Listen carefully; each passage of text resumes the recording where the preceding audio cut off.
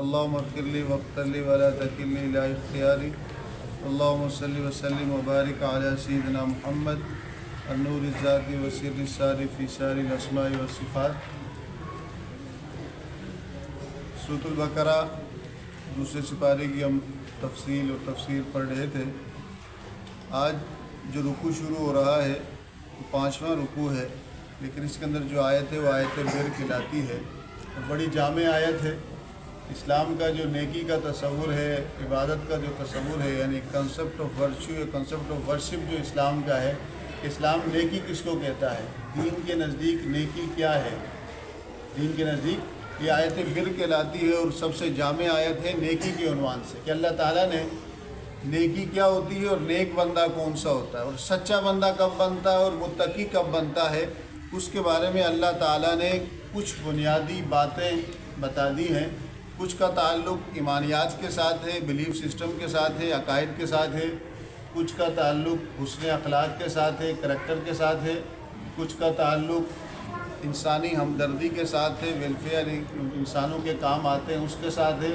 اور کچھ کا تعلق جو ہے اللہ کی راہ میں خرچ کرنے کے ساتھ ہے، اور کچھ کا تعلق عبادات کے ساتھ ہے جو ورشپ سسٹم ہے اسلام کا. تو اللہ فرماتا ہے لیس البر ان تولوا وجوہکم قبل المشرق والمغرب. صرف یہی نیکی نہیں ہے کہ تم قبلے کی طرف منہ پھیر لو، مشرق کی طرف منہ پھیر لو یا مغرب کی طرف پھیر لو، یہی نیکی نہیں ہے. یہ بھی ایک نیکی کی قسم ہے، لیکن حقیقی نیکی کیا ہے؟ حقیقی نیکی کیا ہوتی ہے؟ من آمن باللہ والیوم الآخر والملائکۃ والکتاب والنبیین. حقیقی نیکی حقیقی سچے ارادے سے نکلے گی. کسے نکلے گی؟ کوئی بھی بندہ عمل کرتا ہے تو اس سے پہلے اس کی انٹینشن ہوتی ہے، ڈیسیژن ہوتا ہے، چوائس ہوتی ہے. تو ارادہ جو ہے، یہ تینوں چیزیں کیا کہلاتی ہیں؟ نیت کہلاتی ہے. کیا کہلاتی ہے؟ ارادہ، انتخاب، یہ کیا کہلاتی ہے؟ نیت کہلاتی ہے. تو نیت درست کس طرح ہوتی ہے؟ تصحیح نیت یا نیت کے اندر خلوص یا پیورٹی کس طرح آتی ہے؟ وہ ایمان کے ساتھ آتی ہے. کس کے ساتھ آتی ہے؟ ایمان. تو اللہ نے فرمایا کہ حقیقی یعنی بنیاد کیا ہے نیکی کی؟ اسلام کا تصور ورچو اور نیکی یہ ہے کہ بنیاد کیا ہے کہ آپ صاحب ایمان ہوں گے. صاحب ایمان کا اگر آپ ہوں گے تو آپ کی نیت درست ہوگی، کیونکہ ایمان کا تعلق کس سے ہے؟ انسانی ذہن سے ہے، عقل سے ہے. اور نیت کا تعلق بھی کس سے ہوتا ہے؟ انسانی عقل سے ہوتا ہے. تو اللہ فرماتا ہے وَلَٰكِنَّ الْبِرَّ مَنْ آمَنَ بِاللَّهِ وَالْيَوْمِ. حقیقی نیکی کیا ہے؟ کہ جو بندہ ایمان لایا اللہ پر، آخرت کے دن پر. یعنی اللہ پر ایمان لائے. آخرت کے دن کا مطلب کیا ہے؟ کہ مرنے کے بعد اس نے حساب کتاب دینا ہے، چاہے اچھا کیا ہو چاہے برا کیا ہو. فَمَن يَعْمَلْ مِثْقَالَ ذَرَّةٍ خَيْرًا يَرَهُ وَمَن يَعْمَلْ مِثْقَالَ ذَرَّةٍ شَرًّا يَرَهُ. ذرا برابر بھی اگر نیکی کی ہو تو وہ اسے دیکھے گا قیامت والے دن. ذرا برابر بھی اگر برائی کی ہو تو وہ اسے دیکھے گا. پہلے فرماتا ہے والملائکۃ والکتاب والنبیین. اور کس پر ایمان لانا؟ فرشتوں پر، کتابوں پر اور نبیوں پر. یعنی اللہ تک پہنچنے کا ذریعہ نبی ہوتے ہیں. اور نبیوں پر کیا اترتی ہے؟ کتاب اترتی ہے. کتاب لے کر کون آتے ہیں؟ فرشتے.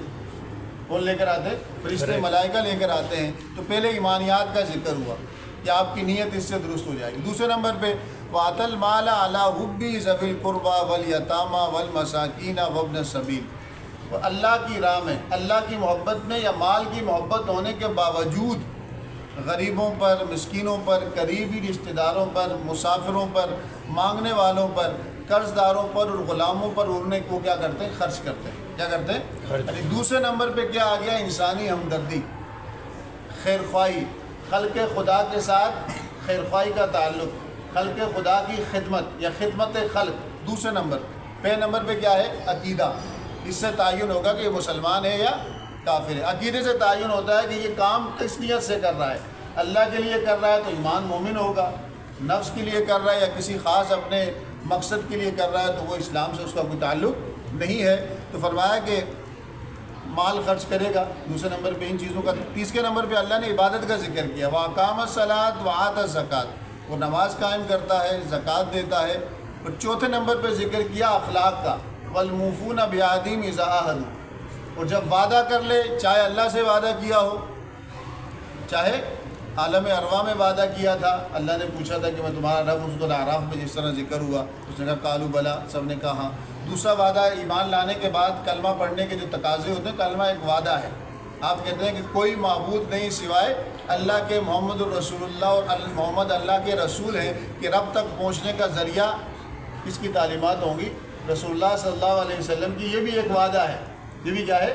وعدہ ہے۔ اور جو آپس میں وعدے ہوتے ہیں ایک دوسرے سے، جو بھی تعلق کے جتنے بھی معاملات ہوتے ہیں، لین دین کا معاملہ ہو، نکاح کا معاملہ، یہ سارے کیا ہیں؟ معاہدے ہیں، کانٹریکٹ ہیں، وعدے ہیں۔ تو اللہ نے فرماتا ہے کہ والموفون بعہدہم اذا عاہدوا، جب یہ وعدہ کرتے ہیں تو وعدے کو پورا کرتے ہیں، وعدے کو پورا کرتے ہیں۔ والصابرین فی الباساء والضراء وحین الباس، اور تکلیف کے وقت، تنگی کے وقت اور جنگ کے وقت صبر کرتے ہیں۔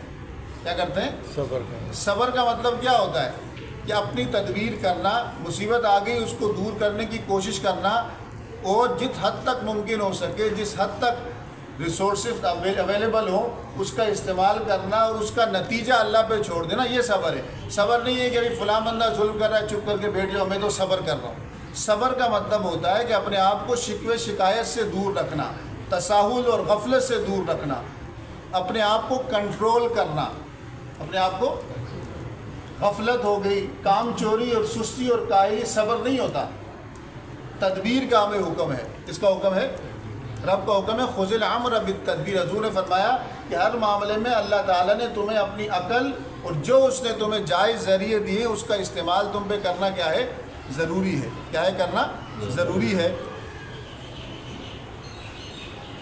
والصابرین فی الباساء والضراء، اور وہ صبر کرنے والے ہیں سختی پر، تکلیف پر اور جنگ کے وقت، یہی لوگ سچے ہیں۔ اولئک الذین صدقوا اولئک هم المتقون، سچا ہونا چاہتے ہیں، تقوی اختیار کرنا چاہتے ہیں کہ دین کے جو چار اللہ تعالیٰ نے بنیادی کام بتائے ہیں، ایک کا تعلق عقیدے کے ساتھ، دوسرے کا تعلق انسانی ہمدردی کے ساتھ، تیسرے کا تعلق عبادت کے ساتھ، چوتھے کا تعلق اخلاق کے ساتھ۔ اگر ہم چاہتے ہیں کہ ہم صبریں تو ہمیں اپنے دین کو ان چار اپنے جو جسم کے جو ہماری فیکلٹیز ہیں اس کے ساتھ اس پر لاگو کرنا پڑے گا۔ یہ ہو ہی نہیں سکتا کہ ایک بندہ نماز تو بہت زیادہ پڑھ رہا ہو، فرض ہے، نماز کی کثرت کر رہا ہو لیکن خلق خدا کو تکلیف دے رہا ہو، یا ایک بندہ خلق خدا کی کو فائدہ تو دے رہا ہو دوسری طرف اللہ تعالیٰ کا نافرمان ہو۔ یہ نہیں ہو سکتا۔ جو حقیقی مومن ہوگا وہ رب کے حقوق بھی پورے کرے گا، بندوں کے حقوق بھی پورے کرے گا، اپنے نفس کے حقوق بھی کیا کرے گا؟ پورا کرے گا۔ آدھا تتر اور آدھا بٹیر نہیں بن سکتا۔ اللہ نے فرمایا یہی لوگ تو سچے ہیں جس کا کردار یہ ہو۔ یہ پیرامیٹر بتا دیا، یہ اسٹینڈرڈ بتا دیا، یہ ٹچ سٹون ایک کسوٹی بتا دی، ہم اس کو اپنے آپ کو اس پہ جانچیں، اس پہ وزن کریں، ہم پورے اترتے ہیں؟ اگر ہم پورے اترتے ہیں تو قرآن کے نظر میں ہم سچے ہیں، قرآن کی نظر میں ہم تقوی والے ہیں۔ اگر پورے نہیں اترتے، چاہے اپنے ناموں کے آگے پیچھے آپ جتنے تقوی اور صداقت کے آپ القابات لگا لیں، یا اپنی جتنی بھی لفاظیاں کر کے اپنے بارے میں اچھے جملے استعمال کریں یا اپنی تعریفیں سنیں، قرآن کی نظر میں، اللہ کی نگاہ میں جب اللہ کی نگاہ میں سچا نہیں ہے تو خلق خدا کی نگاہ میں بھی سچا بندہ نہیں ہوتا۔ تو اللہ فرماتا ہے، اب آگے حکم دیا جا رہا ہے یا ایھا الذین آمنوا کتب علیکم القصاص فی القتلی، جب کسی کو قتل کر لیا جائے اس میں اللہ تعالیٰ نے تم سے قصاص تم پہ فرض کیا ہے، قصاص فرض کیا ہے۔ قصاص کیا ہے؟ کوئی کسی کو قتل کر دے تو اللہ تعالیٰ نے جو ان کے ورثاء ہے اس کو یہ حق دیا ہے، چاہے اگر قتل کیا ہے، قتل ثابت ہو جائے، قتل خطا نہیں ہے، جان بوجھ کے کیا ہے، قتل خطا کا یہ حکم نہیں ہے۔ قتل خطا میں دیت دی جاتی ہے اور کفارہ ہوتا ہے کہ ایکسیڈنٹ کے ذریعے ہو گیا یا کوئی ایکسیڈنٹ کے ذریعے جو کسی کا ہمارا کوئی انتقال ہو جائے تو وہ اس میں شامل نہیں ہے۔ قتل عمد، جان بوجھ کے اعلیٰ قتل سے کسی کو قتل کرنا اگر ثابت ہو جائے تو ورثاء کو حق ہے، چاہے اس کے بدلے میں اس کو قتل کریں، چاہے اس سے معاف کر دیں، چاہے اس سے فدیہ لے لیں، پیسے لے لیں، دیت لے لیں، کیا لے لیں؟ تینوں اختیار دیں۔ کتنا پیارا اصول ہے۔ پہلے قبائلی نظام میں کیا ہوتا تھا؟ ایک قتل کرتا تھا اور پھر اس کے بدلے میں ہزاروں کو قتل کیا جاتا تھا، پھر ان کو قتل کرتے تھے۔ تو یہاں ورثاء کو حق دے دیا، غصہ بھی ٹھنڈا ہو جاتا ہے اور معاشرے کے اندر آپس کی محبت اور الفت بھی کیا رہتی ہے؟ بحال رہتی ہے۔ اللہ فرماتا ہے الحر بالحر، آزاد کے بدلے میں آزاد ہوگا، یعنی انسانی جان کی حرمت کو، اس کی عزت کو برقرار رکھا۔ پہلے وہاں یہ تھا عرب قبائل کے اندر کہ اگر ایک آزاد بندہ کسی غلام کو قتل کرتا تو اس کے بدلے میں اس کو قتل نہیں کیا جاتا، بلکہ وہ کسی غلام کو لے آتا کہ میں خرید کے اس کو قتل کر لو، یہ میری طرف سے قصاص ہو جائے۔ کہا نہیں، آزاد نے قتل کیا ہے تو اس کو بدلے میں اس کو قتل کیا جائے گا۔ غلام نے قتل کیا تو غلام کے بدلے میں غلام ہوگا۔ مرد نے قتل کیا ہے تو قصاص میں اسی مرد کو قتل کیا جائے گا۔ عورت نے قتل کیا تو قصاص میں اس کو قتل کیا۔ جس نے جرم کیا ہو سزا بھی اس کو ہوگی۔ یہاں کیا ہوتا ہے، جرم ایک بندے نے دیا، اس کے گھر سے عورتوں کو اٹھا کے لے گئے، اس کے بھائی کو اٹھا کے لے گئے، اس کے ساتھ زیادتی۔ جس نے جرم کیا ہے سزا بھی اس کو۔ تصور یعنی عدل ہے، اسلام نظام عدل ہے۔ باقی ہمارے معاشرے میں مسلمانوں میں جو کچھ رائج ہے وہ اسلامی نہیں ہو سکتا۔ وہ رسم و رواج ہو سکتے ہیں غیر اسلامی، مختلف رسوم و رواج ہیں جس کا جو مسلمان کرتے ہیں اس کا اسلام کے ساتھ کوئی تعلق نہیں ہوتا۔ جو بری رسوم و رواج ہے، کسی نے اگر زیادتی کر لی تو اس کے گھر والوں سے بدلہ لینا، اس کے خاندان سے بدلہ لینا نہیں۔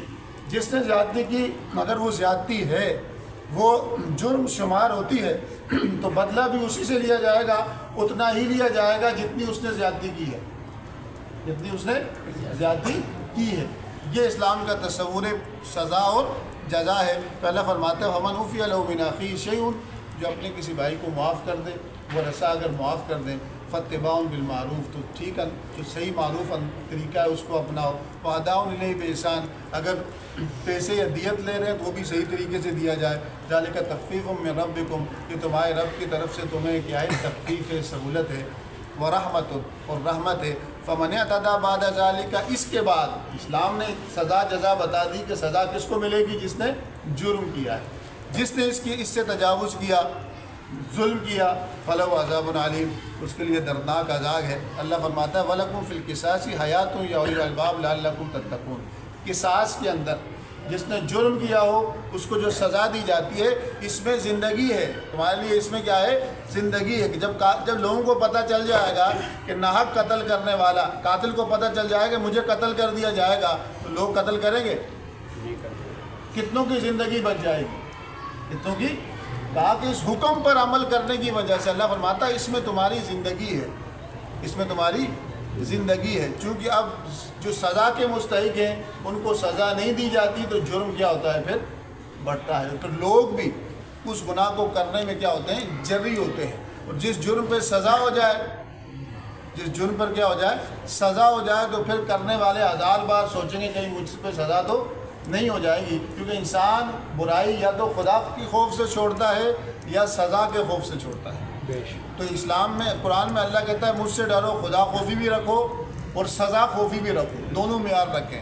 جس کا جو مزاج ہو، جس کا اللہ سے تعلق مضبوط ہو جاتا ہے تو وہ خوف خدا کے ڈر سے اس سے کیا رہتا ہے، دور رہتا ہے۔ جس کو خدا کا خوف کم ہو تو سزا کا خوف اس کو جرم سے کیا کرتا ہے، دور رکھتا ہے۔ تو اللہ فرماتا ہے کتب علیکم اذا حضر احدکم الموت ان ترک خیرا الوصیۃ للوالدین والاقربین بالمعروف۔ ابتدا میں یہ آیت اتری تھی کہ جب تم مرنے کے قریب ہو جاؤ، تمہیں پتہ چل جائے کہ موت آ رہی ہے، تو تم کیا کر لیا کرو، وصیت لکھ لیا کرو اپنے قریبی رشتہ داروں کے لیے کہ اس وارث کو یہ ملے، اس کو یہ ملے۔ پھر جب سورۃ النساء کے اندر وہ رسا کی اللہ تعالیٰ نے اس سے متعین کر دیے تو یہ حکم جو ہو گیا منسوخ ہو گیا۔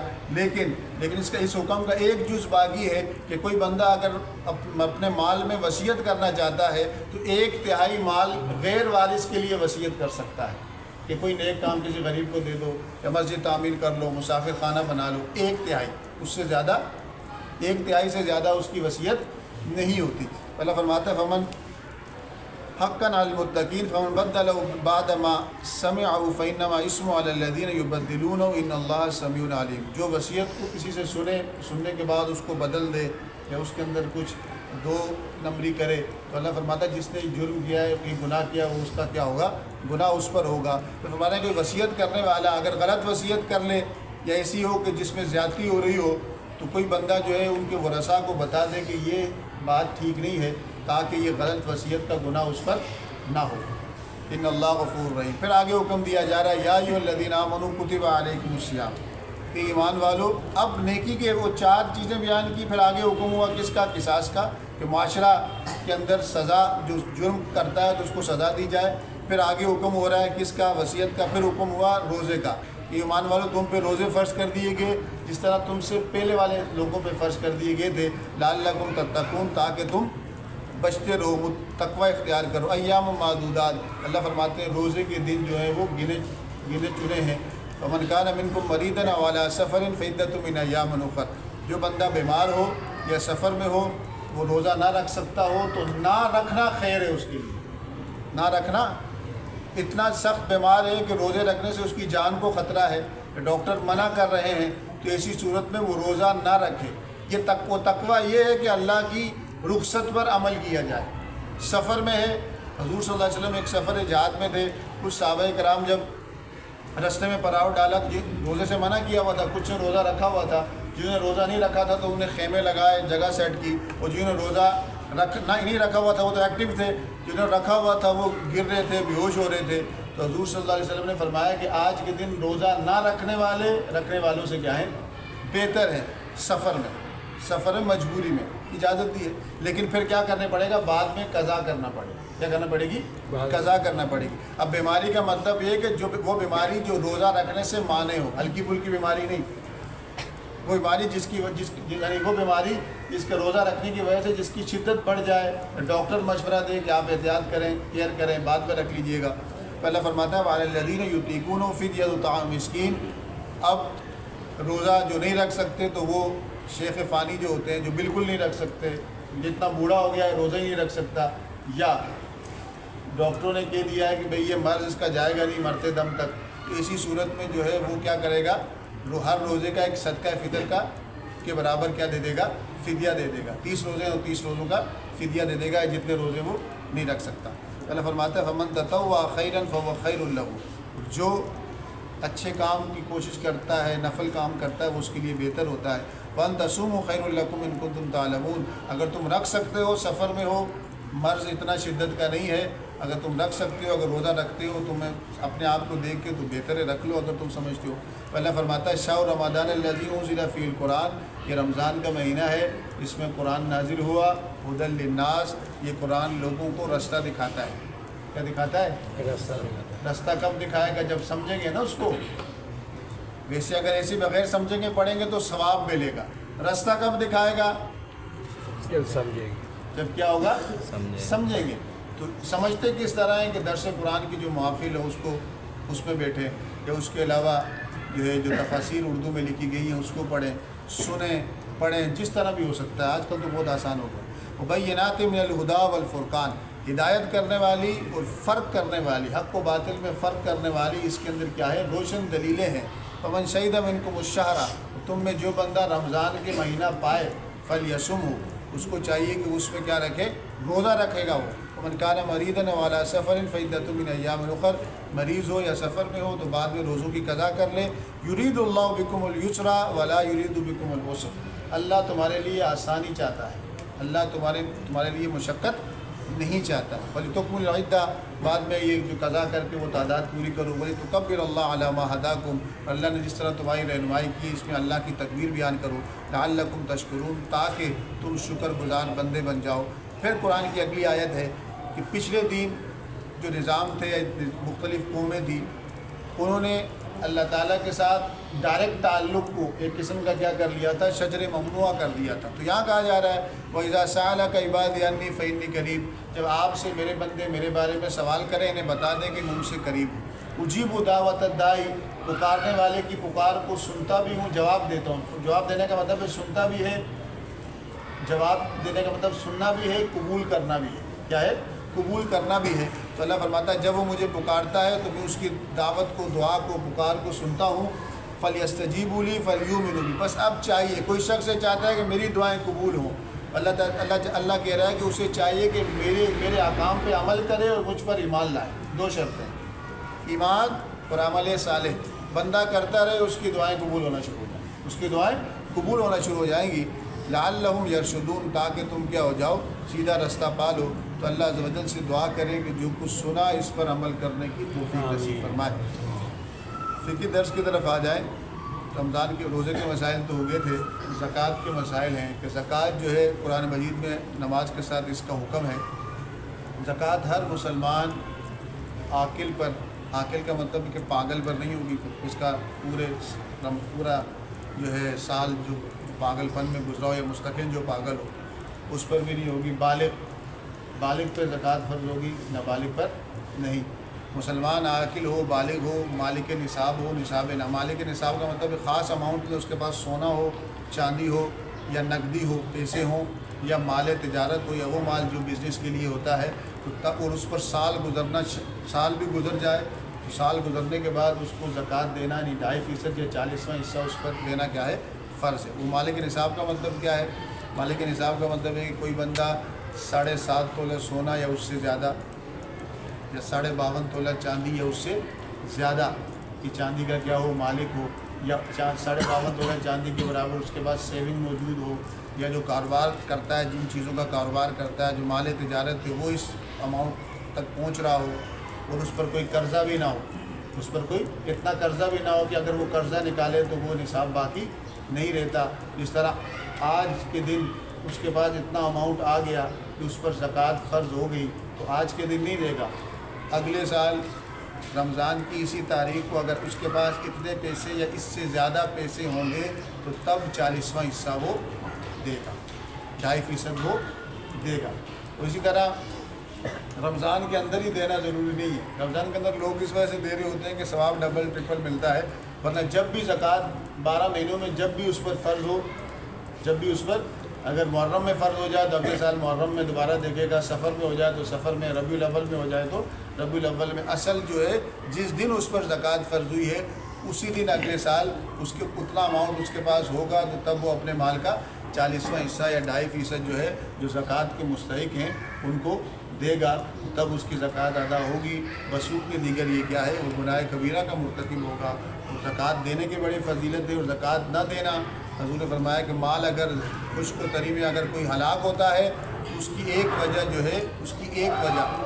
ہے زکوٰۃ نہ دینا ہوتا ہے، زکوٰۃ نہ دینا ہوتا ہے۔ اور جو قوم اللہ کی راہ میں خرچ کرنا چھوڑ دیتی ہے، اللہ تعالیٰ اس پر قحط کو مسلط کر لیتا ہے، وہ سزا کے مستحق ہو جاتے ہیں۔ پھر حضور نے فرمایا کہ تؤخذ من اغنیائہم وترد الی فقرائہم، زکوٰۃ جو ہے تمہارے امیر صاحب نصاب لوگوں سے لی جاتی ہے اور تمہارے ہی فقیروں کو کیا کر دی جاتی ہے، دے دی جاتی ہے، ان کی طرف لوٹائی جاتی ہے، تاکہ معاشرہ کیا رہے، ایک دوسرے کے ساتھ ہمدردی کا تعلق بھی رہے اور ایک دوسرے کا کیئر بھی کرتے رہیں اور ایک دوسرے کے لیے ایک دوسرے کا خیال بھی رہے۔ جب ایک دوسرے کی کو آپ مالی مدد کریں گے، ظاہر بات ہے کہ غریب بھی اس امیر کے لیے اس کی عزت ہو جائے گی، اللہ بھی اس سے خوش ہو جائے گا، اور معاشرے کے اندر جو غربت ہے یا مسائل کا شکار معاشی جو ہے غیر آسودگی ہے وہ بھی کیا ہو جائے گی، کم ہو جائے گی۔